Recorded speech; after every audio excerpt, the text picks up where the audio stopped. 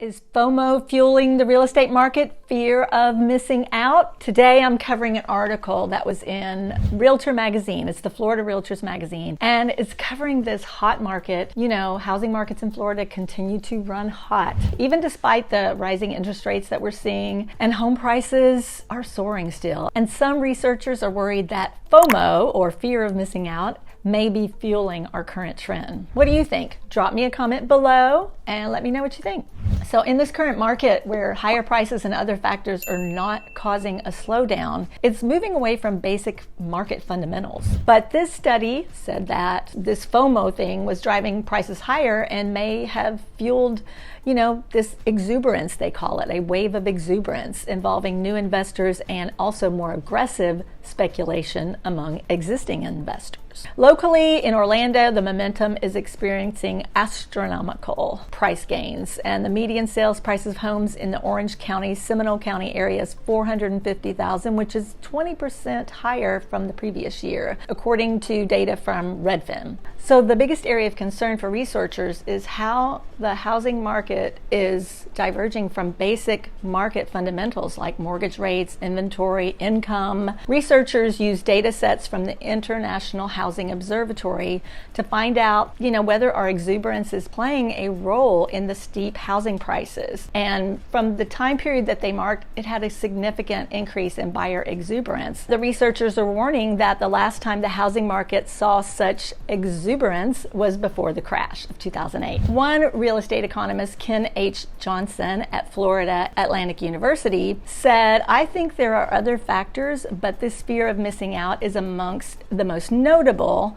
We saw this around 2005 in Miami, where people were buying there and it was really no financial reason to buy." Then the article goes on to talk about consumer behavior and how high prices, sometimes if you're unrealistically optimistic or if you have too much fear and anxiety, it may not let you weigh the true risk of the decision you're making. Potential buyers have had to watch prices rise and housing availability drop, all while the rental market has gone basically brutal.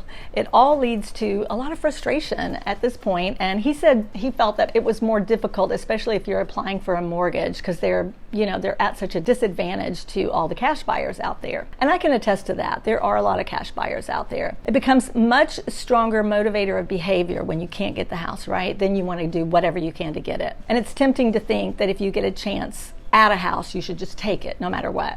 Again, for me though, it goes back to supply and demand. There still are a lot of people out there who want to buy a house, and there's really not a lot of inventory. Now, what can be pushing the market up, because there's a lot of investors out there and the market is very volatile, and it just adds to buyer fear. People have been renting for a couple of years and thinking they were going to rent the short term, and then when the price came down they would buy, but now they're thinking that's not going to happen. And as buying opportunities have withered away, you know, property owners have raised rents and people are just losing their minds out there basically.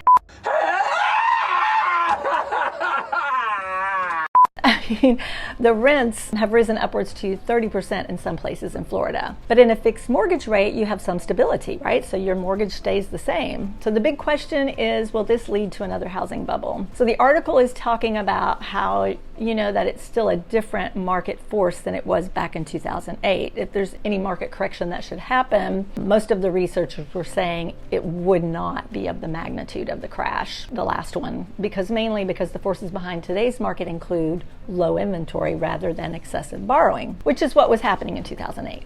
Right now, it's not excessive borrowing, it's just inventory shortage. So the Florida Atlantic University researchers previously said that buying in the current boom could prove to be a risky decision, as home buyers are potentially buying near the peak of the market, and it could take years before they receive a return on their investment. But it's unlikely a bust will happen in this current market because prices are still going up. I mean, all cities are faring a little bit differently, but when you have a city like Orlando, which has an inventory shortage, shortage and unexpected population growth. We don't think you'll see that type of housing crash. So the researchers in this article are saying one thing and another at the same time.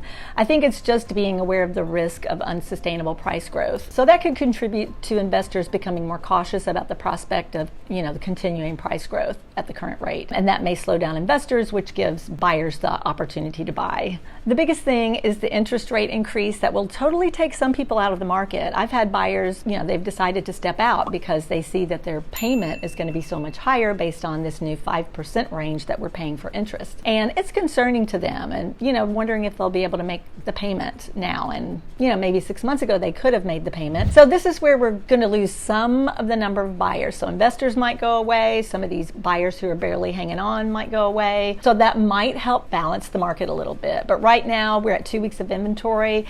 And it's going to take a lot of homes to come on the market to balance that or even make it become a buyer's market. We would have to have at least 50 to 60% more homes come on the market to balance this equation. So that's all I have for you today. Let me know what you think. Do you think this article is right? Do you think people are just buying because they have FOMO? What do you think? Are you looking at home inventory or buying property and just because you have FOMO? Let me know in the comments below. I'd be interested to know. Have a great day. See you at the next video. Bye-bye now.